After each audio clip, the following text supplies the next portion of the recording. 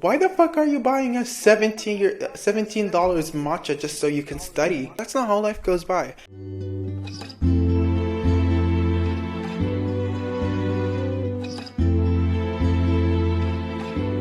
Hello, you guys, and welcome back to the Cozy Persona podcast. Today, I want to talk about the romanticization of life and how Gen Z feels like everything needs to like look pretty or feel pretty or you have to feel pretty while you're doing it. So today's gonna be like a really cozy episode, like the rest of the podcast. I suggest you get something to drink. I got my matcha over here. Yeah, I'm like really excited to try it. And yeah, just like sit back, get cozy, get comfortable, and enjoy the rest of the episode. What does the term romanticization means? Basically, from what I've understood, it's when you make something appear aesthetically pleasing. Like, let's say you want to study, right?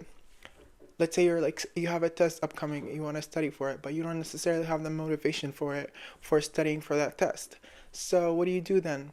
uh or like, not what you do then, basically you just kind of like try to motivate yourself by adding other stuff that makes it more appealing to study. Like, for example, for me, when I want to study, I usually have to have something to drink. Like, I need to have like a green tea or like matcha or iced latte or something like to drink. And I feel like without those things, I wouldn't necessarily be as excited, or rather not excited at all, to study. So that's one of the ways I romanticize my studying sessions. And I feel like that's the same thing for pretty much a lot of things in life and like a lot of people as well. Like, I've seen a lot of videos on TikTok of people like romanticizing studying by going to like cute cafes, or just like having like a study friend, or even like listening to music in the background and shit like that. I feel like all of these things are like normal to do. It's just yeah, I feel like these things are very normal to do. It's the fact that when they become essential for important tasks in daily life, that's when they become a problem, you know? So, yeah, I'll show a couple of videos and a couple of pictures of how people usually tend to romanticize their lives or their daily tasks. Like, for example, another thing that I've watched, people who have jobs like nurses, and I mainly seen like nurses actually, or doctors, especially the girls. A lot of them, when they wear their scrubs, they don't wear their regular blue colored scrubs, or I don't know, for other hospitals there's like a lot of, different colors for different types of surgeons and doctors and nurses, whatever. Basically, I've seen a lot of nurses wear pink scrubs or like printed scrubs, and I'm not gonna lie, these are like super cute, and I feel like these are one of the healthy ways you could like romanticize your life, where you become like a real life nurse Barbie, you know? Yeah. So that's definitely one of the ways you could romanticize your life. And as I listed before, there's definitely many ways where you could romanticize your life, and I I romanticize my life in a couple different ways. Like, as I said before, studying, and I also feel like I've noticed that when I get sad or emotional, or just in need of like letting my emotional side like flow, you know what I mean? I listen to sad artists like Lana Del Rey, or like Billie Eilish, because these types of artists, not only they have such an artistic expression that resonates with sadness and the beauty of sadness, they also, as I said, yeah, they resonate with the beauty of sadness. Exactly. Like, oh, like for example, when you listen to Lana Del Rey, like you can't help but feel like you're a damsel in distress, waiting for your 50-year-old man to come and rescue you. Like, it's just, I don't know, like, man, like Lana Del Rey and Billie Eilish, these are like the top artists for me. I've heard there's other artists like Ethel Cain and other like artists who perform sad beauty, or like view music in such a sadness beauty. But those two artists specifically, these are my favorite. These are the ones that I listen to and I feel like, oh my God, I'm so sad. Help me, you know? And they definitely help me romanticize my sadness. Also, another way I noticed that I romanticize something in my life, which is when I feel super insecure. Like, for example, sometimes I feel like I am not at my top moment. You know, like I'm not where I want to be. I'm not like, my grades are not perfect. My body's not perfect. My style is not perfect, whatever. There's this one song by Charlie XCX. I know this is kind of weird. Like Charlie XCX is like super boom, clap in my heart. Da, da, da. You know, like she's not sad girl music, you know? She's not sad girl vibes. But she's super real. Like for me, I feel like her music is super real. And I love listening to her music, especially, well, since Brat was literally trending last year. There's this one song that I resonate with. I fuck with that song hard, which is Sympathy is a Knife. And in Sympathy is a Knife, oh my God, it's literally a knife. Like, I love how this song like captures insecurity. Like it literally describes it in such a perfect tone, right? Like, uh, I'm trying to find an example, but in one of those lines in that song, she says, "Cause I couldn't even be here if I tried. I'm opposite. I'm on the other side," right? And these are like such simple lyrics. Like literally, what artists didn't like use those types of lyrics in their songs, but for me personally, with the upbeat, beats in the background and the drums and everything, it perfectly resembles the fucking mental battles that you have, you know? Like this is exactly how I feel when I look at like another person who I objectively aspire to be similar to, or like have everything, like going as perfect as I would want it to be, you know? And I feel like that's one of the ways where I romanticize insecurity by making it appear in a beautiful image. Because when I listen to that song and I imagine my insecurities, I don't see myself in my head.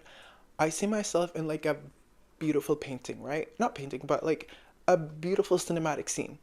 And I feel like I am a figure. Like, yeah, I am me, but I'm also kind of a figure. And I'm wearing this really long latex dress. It's like a wedding dress. It's like a, like a dress, like a big dress with like a big puff, whatever. And it's made out of latex. And when I imagine that picture, I just like I imagine myself singing or lip syncing to those lyrics. Like I couldn't even be here if I tried. I'm opposite. I'm on the other side. You know, I turn it into a beautiful scenery in my head. I romanticize it basically. And yeah, these are. I feel like that's definitely, to me at least, this is a healthier way to approach insecurities because we give them a voice, but also we limit them from defining us or defining me. I limit those voices from defining me. Like I don't give those voices a chance to be like, "Oh yeah, you couldn't even be here if you tried because you're shit," you know? It's not like that. It's just that's how I feel. I feel like I can't even be here if I tried. So, yeah, that's why I love romanticizing myself in songs like this. So we talked about how romanticizing life is great and how it definitely helps us with our lives and just helps lives get by easier. It makes it easier for us. But also we have to discuss the fact that romanticization is really becoming out of hand right now. And what do I mean by that? Okay. So I have noticed that even though it helps with insecurities and with sadness and with daily tasks like studying or working, there's still some time. There's still like side. What do you call it? Like side parts. Like bad stuff. Basically, like the bad sides of romanticization, which is when it becomes essential, when you have to get a cute little drink from a cafe if you needed to go to work, that's a problem. When you have to play music in the background or else you cannot focus while studying, that's a problem. when you have to I don't know, like when you feel like sadness is only of value and emotions are only of value when they are put in a beautiful and seen cinematic way, that's a problem. And that's definitely not how you should be approaching problems with life, or just that shouldn't be the solution to the boredom that comes out of like daily tasks, or the heaviness of the emotions like sadness and insecurity. That's not how you should be handling those things, you know? You should actually see those emotions and those tasks for what they are, for what they bring to you, for their purpose and their meaning. Like, for example, if it's for studying or jobs, or at least that's my personal problem, I started noticing how these things exist to improve me, to help me, to make me a better person, to make me more of an interesting person. Why am I studying? I'm studying because I want to become a better person. Maybe I want to go to a certain college. Maybe there's like certain goals to me that I want to achieve, and I only can achieve them throughout those studies. Therefore, they're valuable. They're not valuable because they're cute little girls studying session, you know? They're not valuable because of cute pink scrubs set, whatever, you know? That's not what makes them valuable. What makes them valuable is, first of all, me, because I give them value. So that's reason number one on why romanticization could be bad.